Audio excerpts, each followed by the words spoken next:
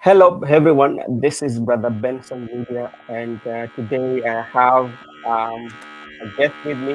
Today, that's around right now, and give the opportunity to say hi to our viewers.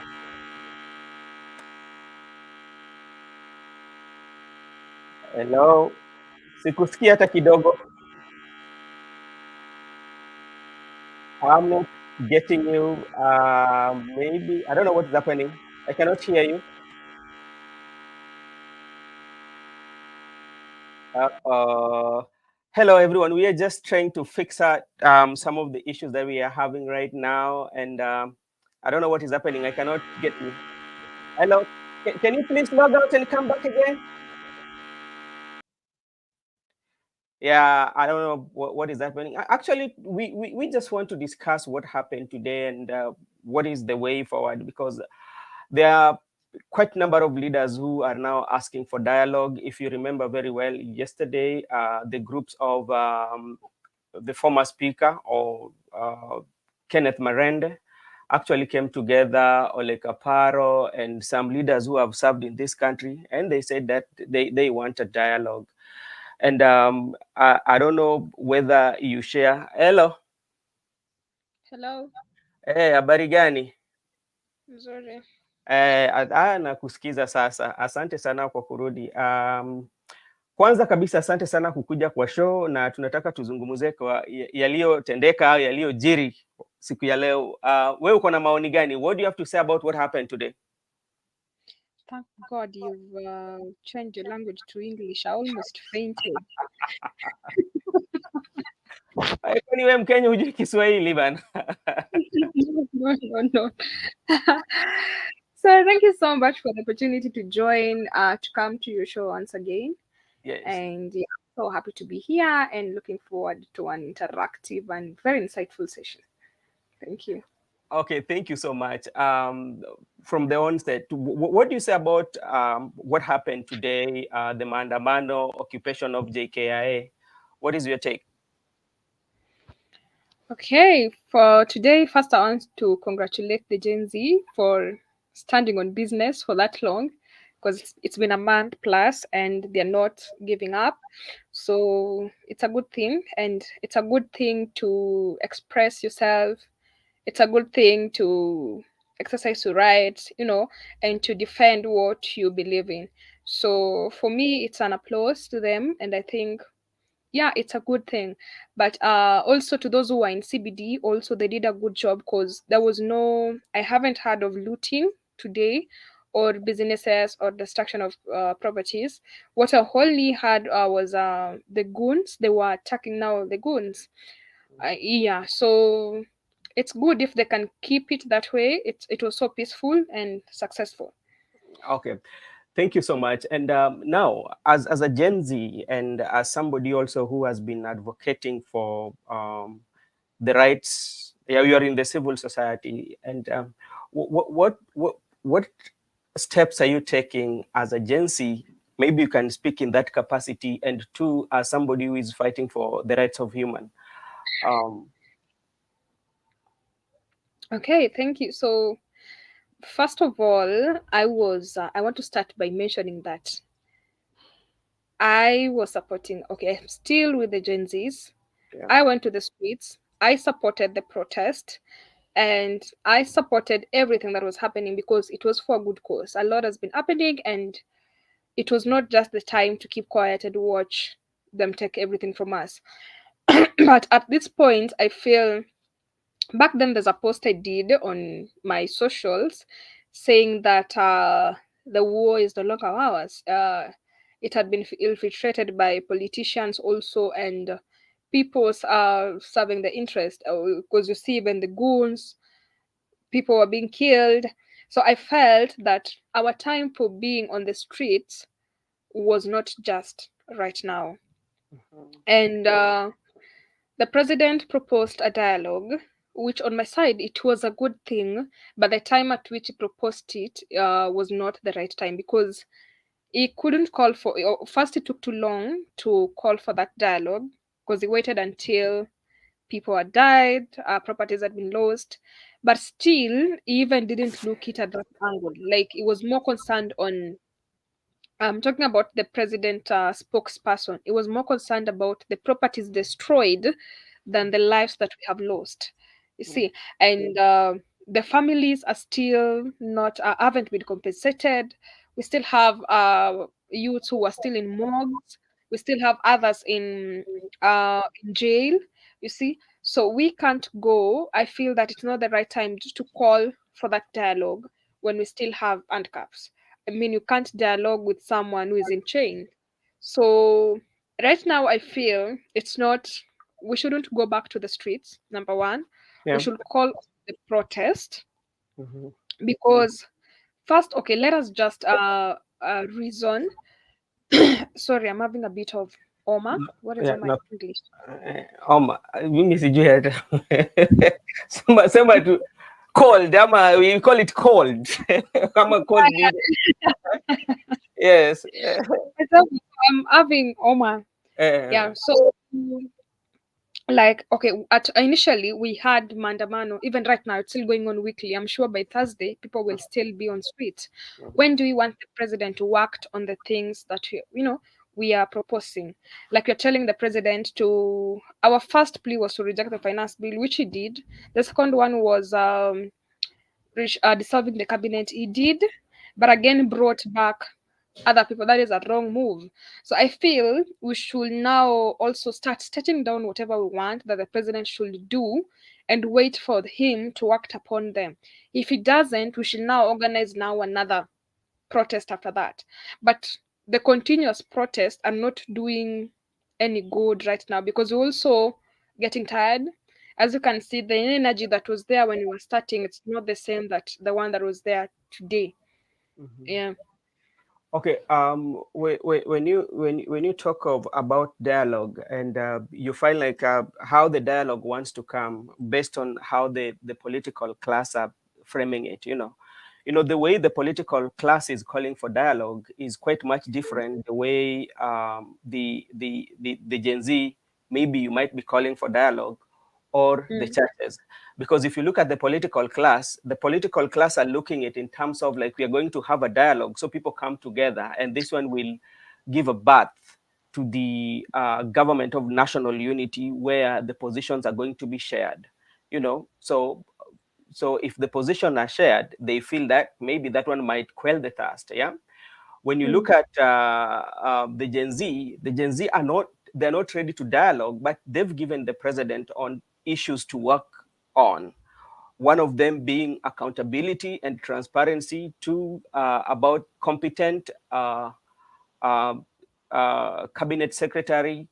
Two, it was not about to recycle some of the cabinet secretary that were dismissed. Mm. And also president also has his stand. So we have different multiple people calling for this dialogue with different views. How then can we find equilibrium whereby everybody is at the same ground? So first of all, then what I want to note to those who are listening is this was not an opposition thing. It was from the Gen Zs. So I don't really understand why opposition are now coming in. They had a time during the NADCO. And Yeah. during the NADCO, there was not even youth representation, no one. And if you see, if you look at the things that they were talking about in NADCO, no one was mentioning the youths anywhere. So I don't know why they are coming to hijack a youth led thing and making it theirs. We don't need a dialogue of national unity. We need a dialogue. We don't need a government of national unity. We Mhm. can't have that unity when we keep on losing funds on unnecessary expenditures.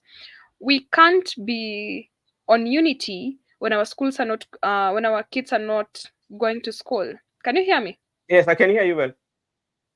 When kids can't go to school, we can't be on unity when hospitals don't have medicine. And this same unity they're talking about in 20 what, during Uhuru's time, there was that government of the shared unity. But Yeah. what happened? It's still the same, you see. So we don't need that unity. What we need is a competent government.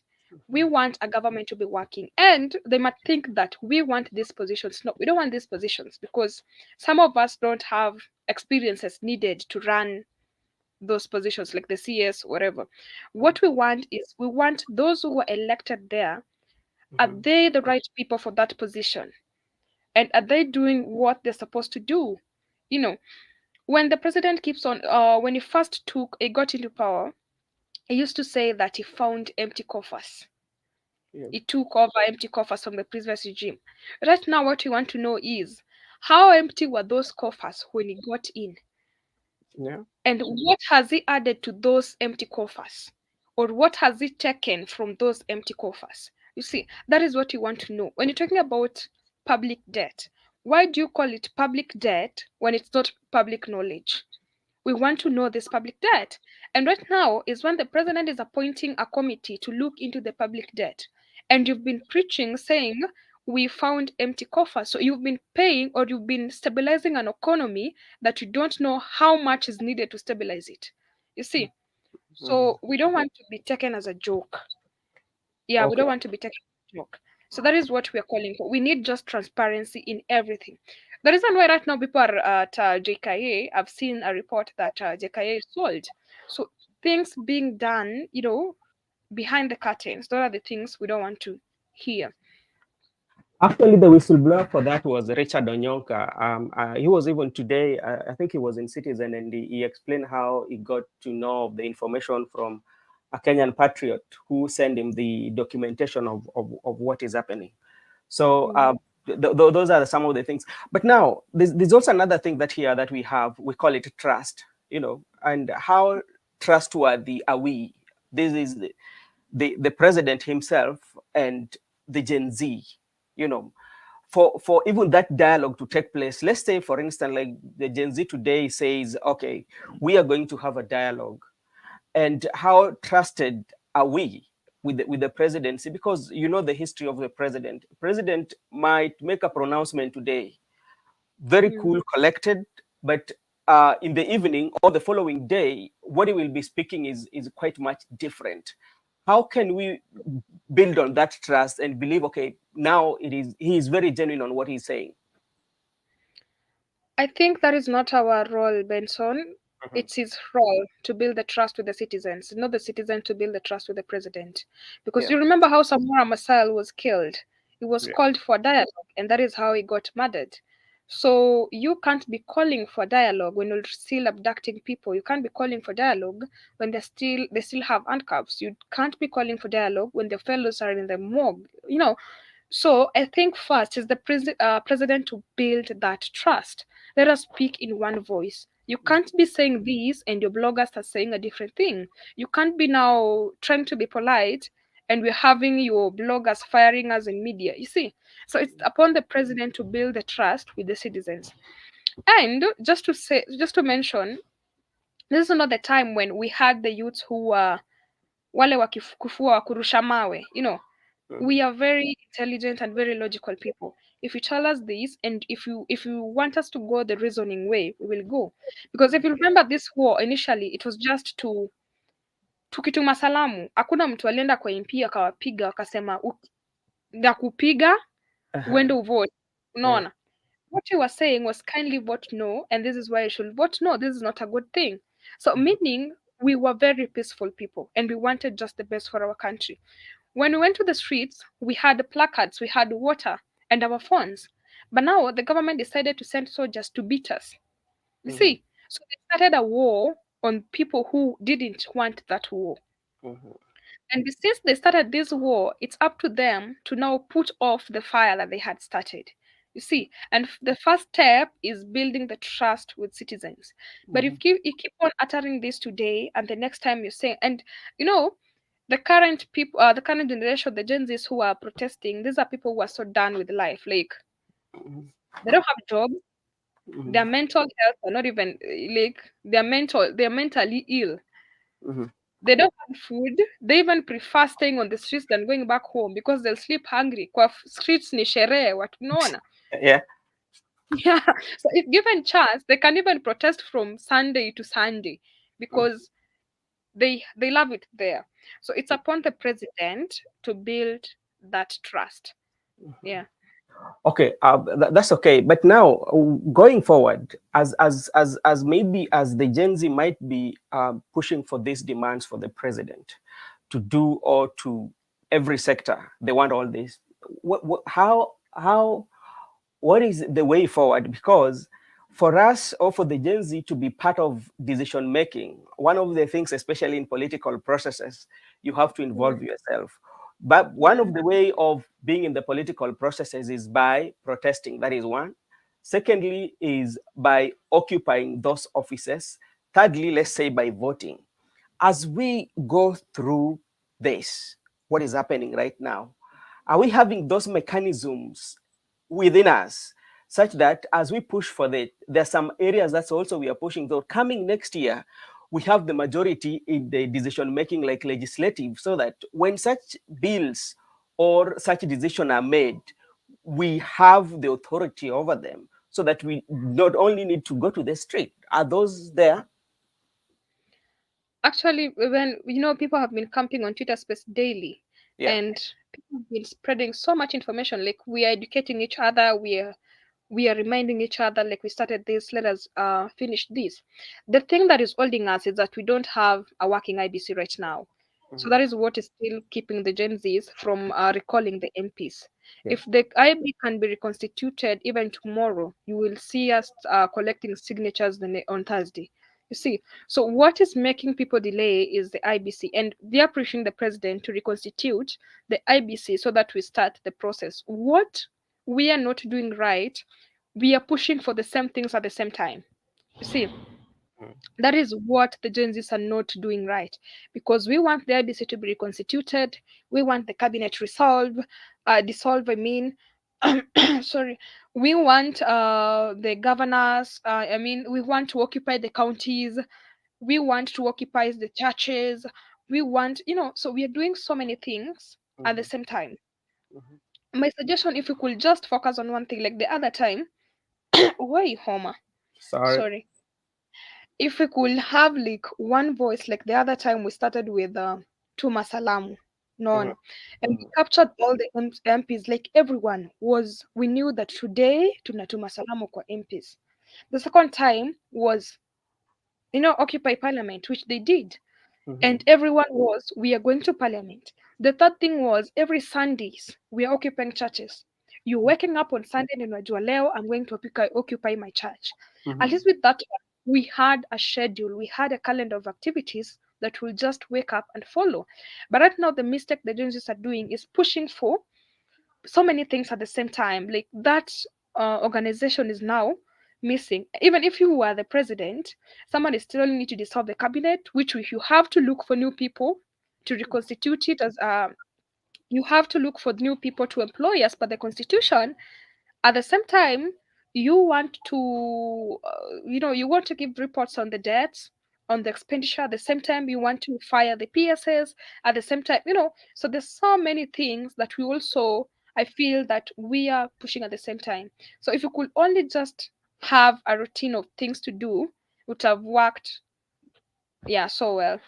So, and that one brings me to an issue whereby the Gen Z are saying we are tribeless, we are leaderless, and we are partyless.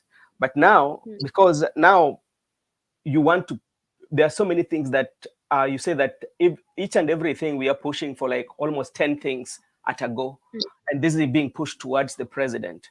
Then even if it's one person who could make decision, how would you make decision for almost like around 20 items? yeah. It makes it quite much not very easy on the president's side. So, and this is calling now. Is it the right time for you now to come up with the leadership? Because so that you have a channel of pushing the ideas, so that we say, okay, we have uh, the long terms that we want to push. Like we say, like right now, the short term is we want to see the IBC being in place. That is one, our first priority. Then second, the long term one, how are we going to recall the MPs and we be part of the IBC? Because that's IBC also is going to have a problem, because for the longest time in the history of Kenya, since 1992, when the multi-party came into effect, the political class have always played a role in having somebody at IEBC who will always have their interest, you know.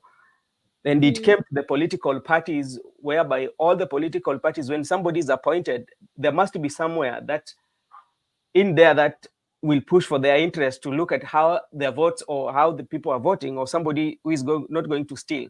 So how are you prepared in all those, so that everything that will be pushed by the Gen Z, there's somebody somewhere to represent you and to put in your request or your demands, because you're Okay. leaderless. So first of all, it's a good thing that we are leaderless, and I feel we should continue being leaderless because if you see most of the people who have been opposing government and have leaders, their leaders end up selling them. I think you were thinking the same thing I'm thinking in that Yes, direction. I know. The person I wanted to mention. You see, you have seen in ODM in Azimio they had a leader, and what True. happened? He changed camps, leaving his followers. You see, so for us not having leaders, I think it's a good thing. And rejecting the finance bill was a success because we had no leaders. So by the time the president is still finding out who are our leaders, we are planning other things. So according to me, I feel we shouldn't have leaders because leaders can be bought at any time. Mhm. And yeah, and if we the moment we start electing leaders, we'll be focusing on investigating the leaders rather than focusing on the main issues because we'll be like, leo nimemwona amepiga picha na nani, leo ameongea nini, leo amesema nini, you get. So we should have changed the focus now to other things that are not as important.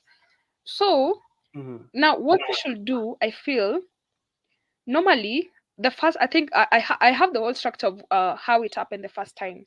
We have those who are good in activism, Mhm. those who are good in advocacy, Mhm. those we have graphic designers, we have, so this is the reason why we have Twitter space. We go into the Twitter space with different topics and we decide what we want to do. You see, so it has worked that way.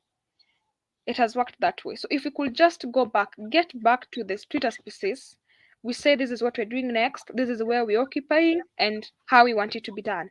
And the graphic designers to do the job on producing the posters, the advocacy to amplify the news on social media. You see, it will work so perfectly. And then you find like right now also the counties, the Gen Zs in the counties like Homa Bay, they've started occupying Homa Bay. So you find that the focus, some of them are shifted from the national government now to the counties. So if only we could just pause a little bit, leave the counties as per now, finish with the national government, then start with the counties now. After the counties, tuingia IBC we recall the MPs. Now Mhm. governors what we go back to elections. Yeah. Yeah. Now, talking about the recall of the MPs, you know how it is, because when you initiate the recall of the MPs, the MP themselves are going to decide how or upon who is going. Yeah. How Mm. sure are you that the MPs, they're going to let one of them just to leave office like that? Oh, I lost you.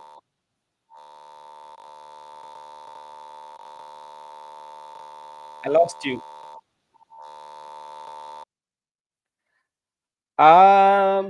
There's a problem with the there's something wrong with the sound, but like we are just asking and to explore areas on how we can go and actualize what was really started, because so many leaders have come on board to ask for nego- negotiation or to have a meeting between or to intermediate between the president and the Gen Z. And this one include Marende. And the Marende group, I don't think they don't come with any tag attached to it. And hey, habari gani tena? Nzuri. Asante sana kwa kurudi. So as you are talking about it, just continue from where you left. Hata nimesahau niliachia Oh. wapi. we were talking on how you're going to recall the members of parliament because Oh, we so I was saying, yeah yeah, sorry to cut you short. Like the first, I think they also felt the heat yeah during the last time when they passed the finance bill. mhm, So it's upon us again to put the pressure on them individually. Huu mm, mtu tunamtoa na usipomtoa tunakutoa. mm. Unaona, tunabaki na wewe. So we can be occupying them just like the other time we made their lives so hard. So it's just the same thing. Yeah. Coming to about Ruto must go, which has always has been the slogan in the street that Ruto must go by the Gen Z. But when you get some discussion from other quarters, especially like the political wing, are discussing now. President Ruto cannot go, yeah, because Mm, one um, is even better than because if he goes, Honorable Gashagwa is going to be the president, you see. So mm. some political quarters still insist or still believe that we rather stay or keep Ruto for now until 2027 because Gashagwa is worst. So what is your take on that? I also support them because we all know Gachagua. We all know him. Even how he has been operating with the president, we all know what he's capable of doing. So we'd rather just stick with Ruto. And again, if we start saying Ruto must go, I feel it's also an agenda someone is pushing so that they can get to power. But we are not against Ruto because he was voted in with the numbers, Yeah. meaning he won. That is why he's a president. So what we are calling for is for him to recheck his leadership, to go back, think about the leadership that he appointed, and see what is best for the country. So we are not pushing Ruto to go. We are pushing for good governance. Yeah, Mhm. But that because is we were talking State House, Mhm. but to Lisema, no, let us give him time to do this. We would have occupied State House, you see. But we came to realize that the Occupy State House agenda haikuwa ya Gen Z, yeah.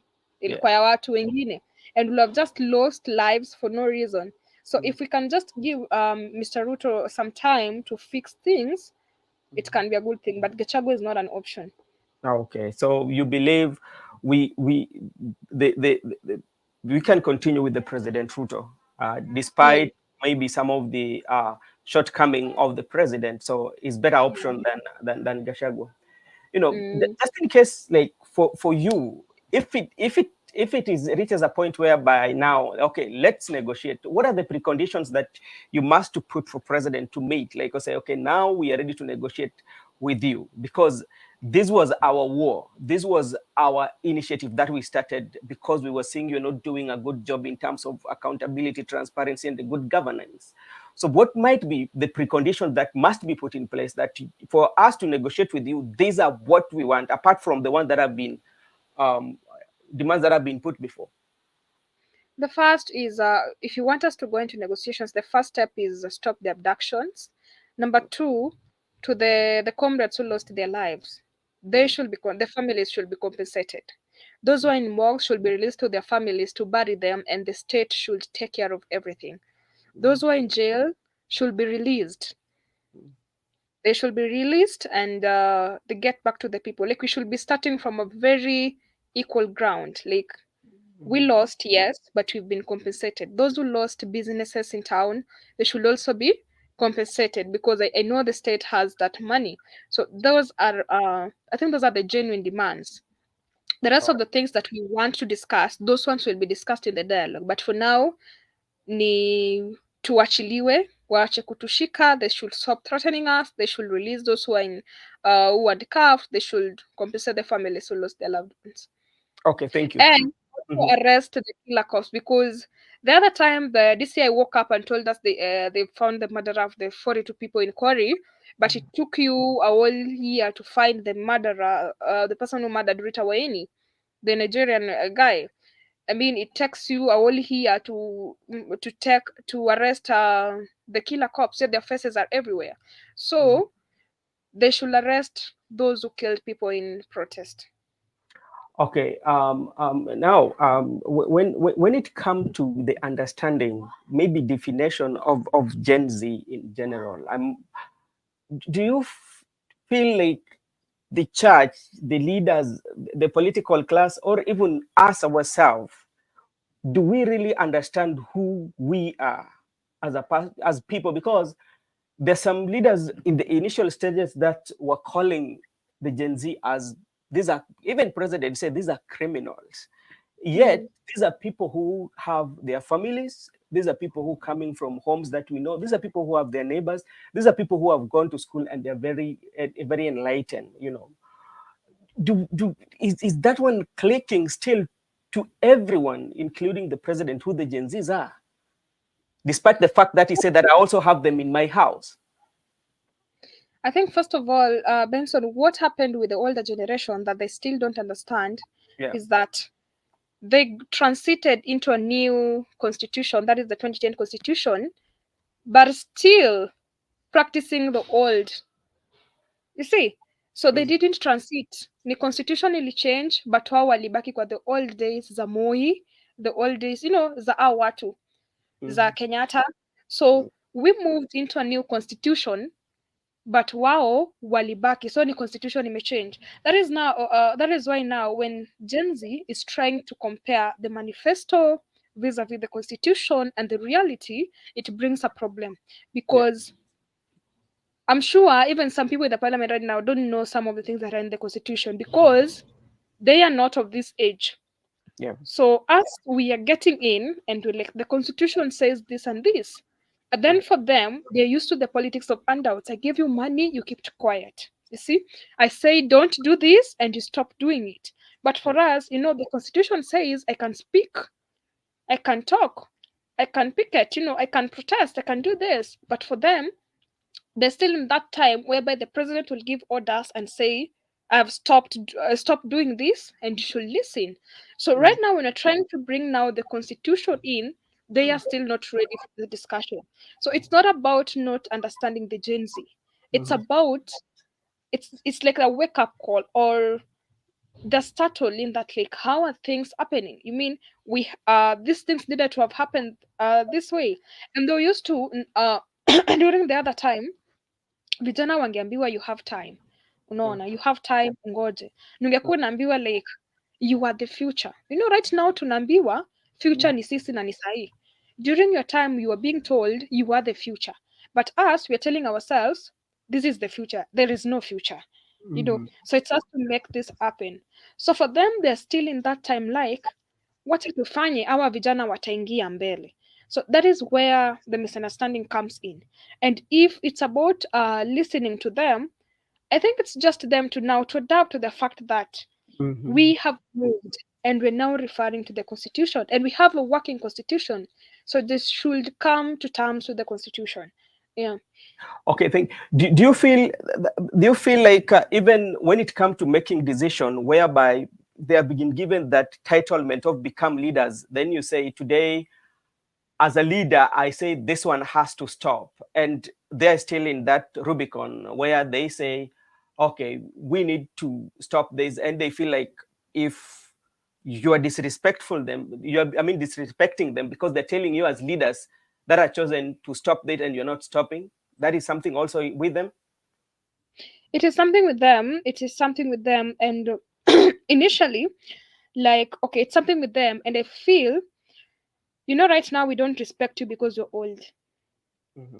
We respect you because how do you reason? What comes out of your mouth? How do you carry yourself?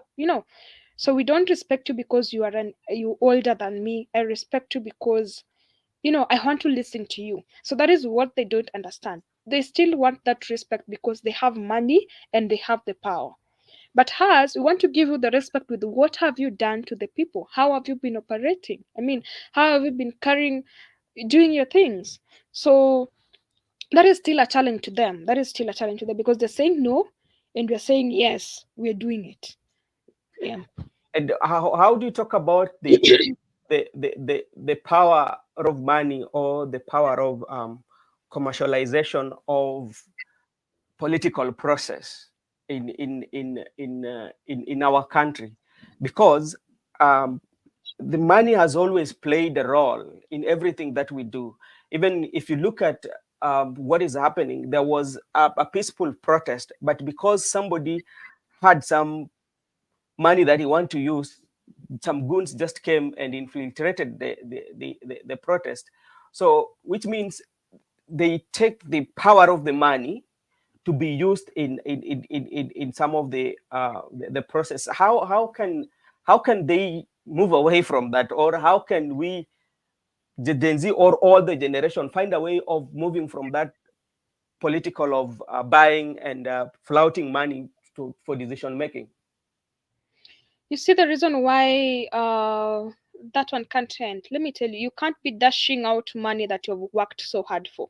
Mm. The money that umeswetia utakuwa unarusharusha nje. It's because they stole this money and they have stuck it in sacks in their houses. So it's a lot, it's in plenty. That is why we are calling for accountability. You know, when you are getting into power, you said your net worth was 450 million. Mm. Within 2 years your net worth ishafika 600 million. Umetoa 150 million wapi? You see, ukiingia you only had one car, and then within 6 months now you have three cars. Imetoka wapi? So this is why we're saying, like, even the CDF that the MPs has, these people, they don't want the CDF. They're not with the CDF to help us. They are with the CDF to save money for the next election, because it's a lot of money. Imagine one MP being given of 100 million yearly. So it's a lot of money. If the president, or if the country can take back this money from the MPs, ipelekwe to the national government, this money irudishwe shule, education ikuwe free. Yeah. Unaona, it will be a good thing. These people won't be have money to dashing around except their salaries. Unaona, and the wananchi keep on demanding for this money because we know we pay taxes, but their taxes don't work for us, you know. So I need to call Benson. Hi, Mheshimiwa Benson. Niko Mm-hmm. mgonjwa, my NHIF is not working. Can you pay for me my medical bill? Because my taxes are going to you, but you don't deliver them to where they should be. You see? So if Mm. we want to end the tokenism in Kenya, we have to finya the MPs, Yeah. these loopholes where they're getting free money from. Hii pesa irudie wananchi. Actually, it's not only the MP, because I think there's a duplication of role everywhere. Because Yeah, just it's imagine, everywhere. just imagine you come, MP has as a money for money allocated to him for education. When you come to women rep, you come to governor, all of Governor. them all of them are giving scholarship, in terms of scholarship and bursary, all of them. But why can't Mm. we put this money in one basket, and we look at, even for a county like maybe like a constituency, we say that how many people or how many kids are not going to school, then we have the rough, then we just um, pay it, rather than giving somebody 3,000, 3,000. So I think also, like, duplication of role, some of it should be taken away, because this is a privilege. And as you said earlier about the MPs, this money used for the campaign, sometimes they will tell you, okay, I started this road, yeah. Mm. So I'm asking you to vote for me so that I can finish the projects that I started. But you find that this project has been there for almost 5 years. So what were Almost you five doing in years. the 5 years? Now you want to go back. So I think it is debatable, and those are now some of the things that now should be pushed, because those one will be some of the austerity measures that can make the country grow. Yeah, And then Benson, there is also something that people are pushing, but they yeah, haven't looked into it well. yeah, In terms of cutting down expenditure, we are pushing into reduction of workers. yeah. This thing, if we don't look into it well, it will still harm us, the wananchi. Because imagine if you reduce the powers, like the county commissioner, now we don't have the county commissioner. Now the president is giving orders. The president can wake up one day and fire the county commissioner and employ his son or daughter. You see? So there's a reason why the delegation of power is important. But what we should be pushing for is cutting down. There's so much money these people are getting that shouldn't be there. For example, still on the MPs, I'm still on there because these people are getting so much money. Why Mhm. do they need allowances for a job that they should be doing? You're paid, ni kama kulipa mwalimu kuenda class na bado ako na salary. Does it Mhm. make sense? So hizo allowances wanapata kwa committee, kwa whatever, all those allowances zinafaa zitolewe. You see, your salary should be able to cater for you, for your transport, for your, you know, the Yeah. only thing they should have is the medical allowance. Only the rest of the things should come from their pockets. No, and it should come from their pockets, like other civil servants. Yeah, the place also I agree with you is about the county commissioner. Let's just be factual. You know what happened? Mhm. What happened about in the constitution making, or when our constitution was being written, or we were getting? I think the power angry leaders went Mm, overboard to do things that were going to favor them. Because, for yeah. instance, talk about of you talk about of the county commissioners. You know, when you look at our constitution and how it was done, it was a copy paste from the European or from US. Yeah, but they did not. Some of them did not understand how it works, because when you come to uh, uh, counties, for instance, Mhm. in US, what happens is that uh, the police, Mm, especially the counties, run their own police, you know. And mm, if you find like the county sheriff is usually voted by the people. You know, they're not appointed, they're being voted. There are times like, okay, we are going to vote for the county sheriff from a particular area. So the people has the responsibility to elect the county sheriffs. You know, every mostly all the posts, including even DA, district attorney. These are people who are not appointed by the government. These are the people who are voted. And how they are voted, they are voted based on the political party that you are in. You know, so I think we did not exhaust it so much, because we thought yeah. the way maybe the freedom is in those countries, we are going to be that free, not knowing very well that we were multi-ethnic group. Yeah. So Mhm. we did not consider even our culture and our way that which we can control, and that is messing us big time. You know, and No, so much. you talked about the members of parliament, for instance. You know, a typical example again, the houses. In our houses, we have both the houses. We have the Senate and the Parliament. If is the same thing the way we are in the US. Yeah, they both have the two houses. But when you come to Senate, they do not have a speaker. Mm, They do not have a speaker. The president of the Senate is the vice president. But the only time the vice president will come on board if there's a bill that the both parties have tied, he will break the tie. That's how mm, it works. And if there is let's say like after the election, and now the person who validates the college votes, electoral college mm, vote, is the vice president.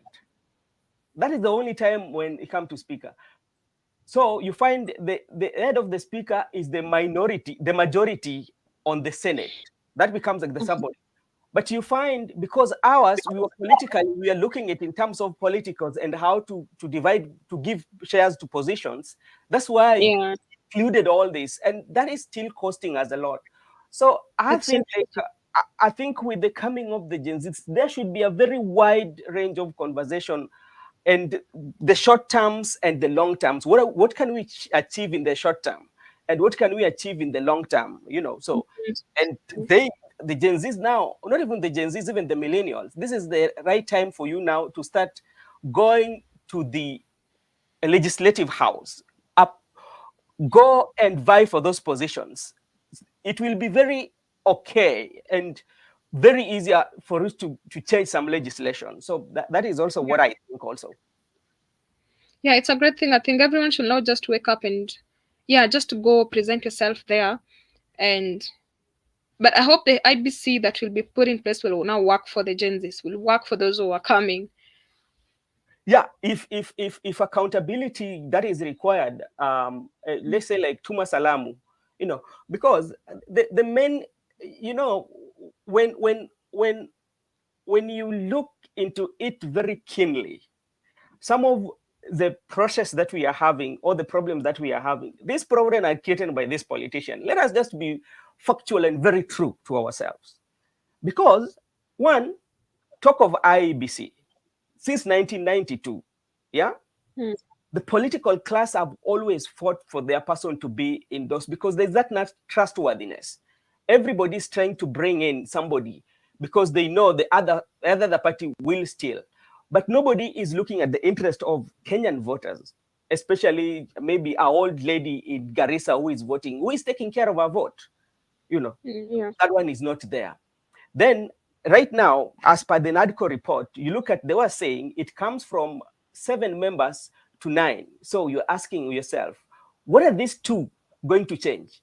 If the yeah, people that are employed are not patriotic enough to their country, they're not paying allegiance to their country, they're paying allegiance to their masters. What is that one yeah, going to? Yeah. yeah, So it is some moment of truth that we need to have a conversation, even as ourselves. Yeah. And say that what is the way forward? The people who are going to be employed, yeah, let them people who are patriotic to their nation, the people who do not share allegiance to the political parties or their masters. Because mm, look at what happened when we were in the courts. The four, how there was a divisions in the IEBC. Yeah, there were those who were with Azimio, those who were with the Kenya Kwanza. You know, mm. so who was there to look for the interest of Kenyan people? Was not Of there. Kenyan, Yeah, no, it's not there. yeah. So those are the kind of conversation that we need to be start having and going for those political posts. So that is my thought. Maybe I might be wrong in my thinking. No, it's okay. You're very much okay, and that is also my thinking too. Yeah. Yeah. Okay, it's kind of like we are winding up. So the way forward, continue occupying the spaces or occupying the streets.